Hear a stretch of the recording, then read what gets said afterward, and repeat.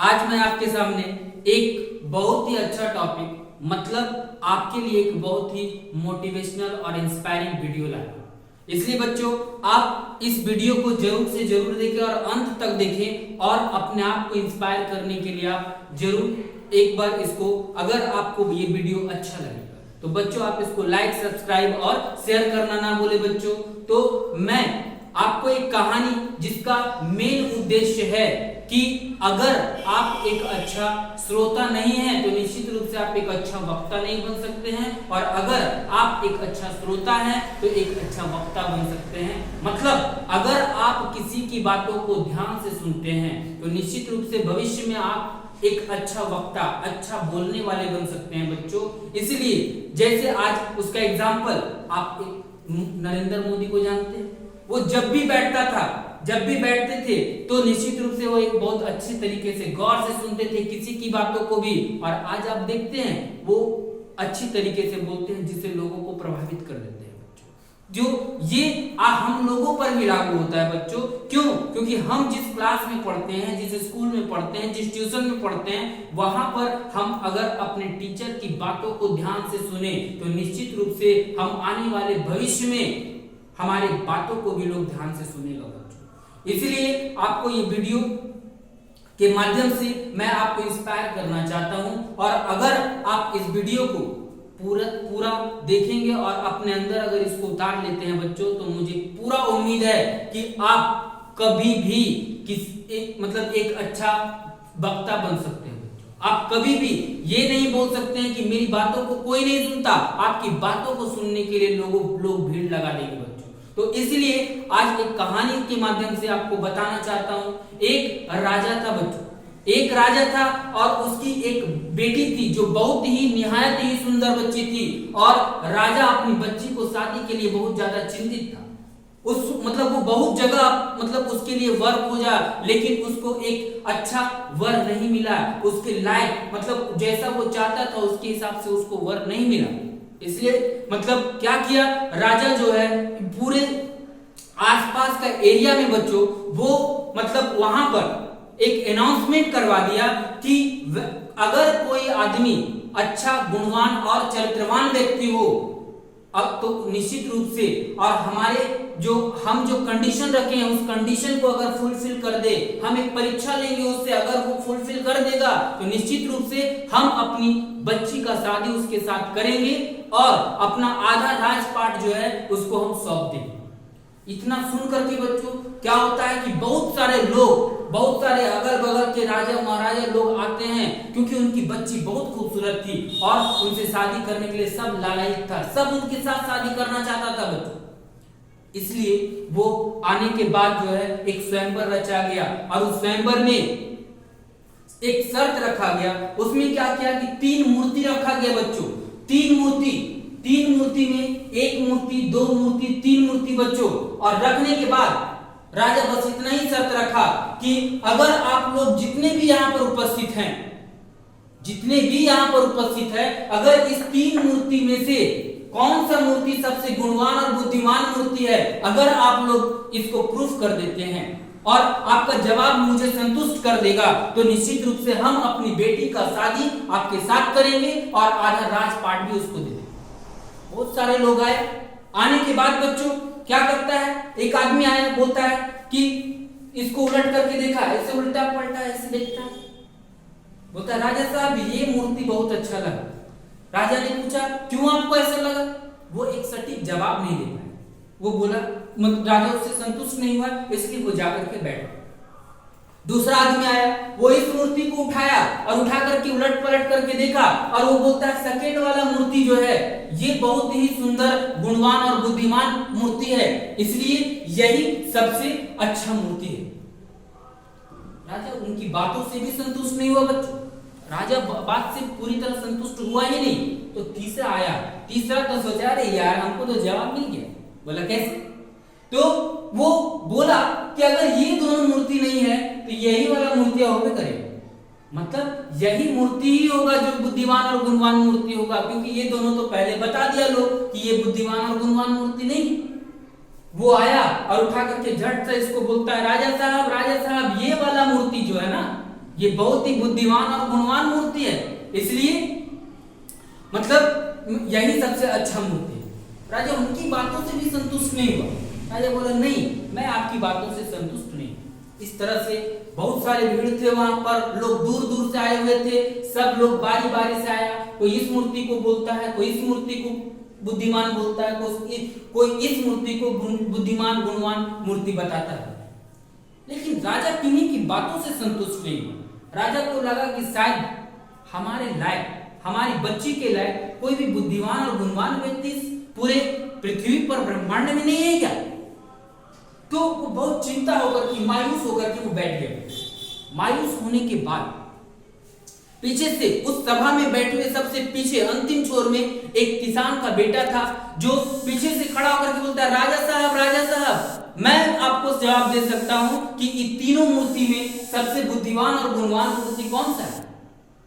राजा को बहुत आश्चर्य हुआ, बोला अरे यार इतना सारा लोग था, इतना लोग आया और इतना लोग आने के बाद किसी को नहीं पता चला कि कौन बुद्धिमान और गुणवान मूर्ति है। और ये एक अनपढ़ जैसा दिखने वाला आदमी ये बोल रहा है कि मैं बता दूंगा, मैं जवाब दे दूंगा।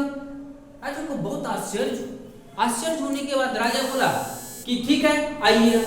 राजा ने उनको बुलाया, बुलाने के बाद बोला कि अगर आपने ये प्रूफ नहीं कर पाया कि ये तीनों में से बुद्धिमान और गुणवान मूर्ति कौन सा है, तो निश्चित रूप से इसी सभा में मैं आपको फांसी पर चढ़ा दूंगा। वो आदमी इतना दृढ़ निश्चय, दृढ़ विश्वास के साथ, इतना उसके अंदर विश्वास था कि मैं जवाब दे सकता हूं। जिस तरह से आप लोग जब पढ़ते हैं, जो बच्चे अपने क्लास में अच्छी तरीके से पढ़ते हैं, उनको ये पूर्ण रूप से विश्वास होता है, पूर्ण रूप से ये विश्वास होता है कि मैं ही इस बार फर्स्ट लाऊंगा, दूसरा कोई नहीं। जस्ट लाइक इसी तरह से दूसरा जो है वहां पर जो था, उनको पूरा विश्वास था कि मैं ये बता सकता हूं। आया, आने के बाद बोलता है, राजा साहब ठीक है, अगर मैं जवाब नहीं दे पाऊंगा तो यहां पर आप पूरे बीच सभा में आप मुझे फांसी दे दीजिए। राजा बोले इतना विश्वास के साथ ये बोल रहा है, बोला ठीक है। उन्होंने मतलब आने के बाद सबसे पहले तीनों मूर्ति को वो उठा करके देखा, और देखने के बाद उसको एक कॉमन चीज नजर आया। कॉमन चीज में देखा कि सभी के कान में, नाक में और मुंह में छेद है। वो खुशी का ठिकाना उसके पास ना रहा। तो बोला राजा साहब मैं निश्चित रूप से इसका जवाब दे सकता हूं, इसके लिए मुझे थोड़ा सा एक पतला सा जो है एक चांदी का तार मंगवा दीजिए। राजा साहब अरे यार ये क्या कर रहा है, ये मूर्ति बताने बोले तार का बात कर रहा है। लेकिन राजा साहब उन्होंने आदेश दिया कि इसके लिए एक तार लाया जाए। वो तार ला करके उसके पास रख दिया। क्यों? क्योंकि उस किसान के बेटे को इतना दृढ़ विश्वास था कि मैं ही ये बता सकता हूं, मेरे अलावा कोई नहीं बता सकता। इसलिए बच्चों आप लोग भी जब पढ़ते हैं तो आपको ये विश्वास होना चाहिए कि मैं ही अपने क्लास में फर्स्ट लाऊंगा, मैं ही अपने क्लास कोचिंग जहां भी आप पढ़ते हैं वहां पर मैं फर्स्ट लाऊंगा। अगर आपके अंदर ये दृढ़ विश्वास निश्चय है, आपको कोई पीछे नहीं हटा सकता।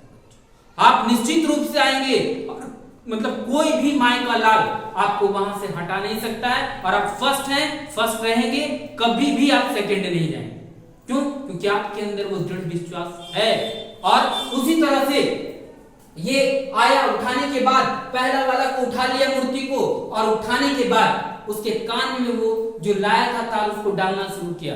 डालने के बाद वो देखा कुछ देर के बाद उसके मुंह से निकल गया वो तार का एक छोर। उन्होंने इसको बोला राजा साहब ये मूर्ति कभी भी बुद्धिमान और गुणवान मूर्ति नहीं हो सकता है। राजा ने पूछा क्यों? बोला देखिए इस मूर्ति का कहना है, ये मूर्ति बोलता है हमसे कि किसी भी बात को सुनिए और मुंह से तुरंत जवाब दे दीजिए। कोई भी ये मूर्ति का कहना है कि कोई भी बात को सुनता है और मुंह से तुरंत बकना शुरू कर देता है कोई भी आदमी, तो ऐसा व्यक्ति कभी भी बुद्धिमान और गुणवान नहीं हो सकता है।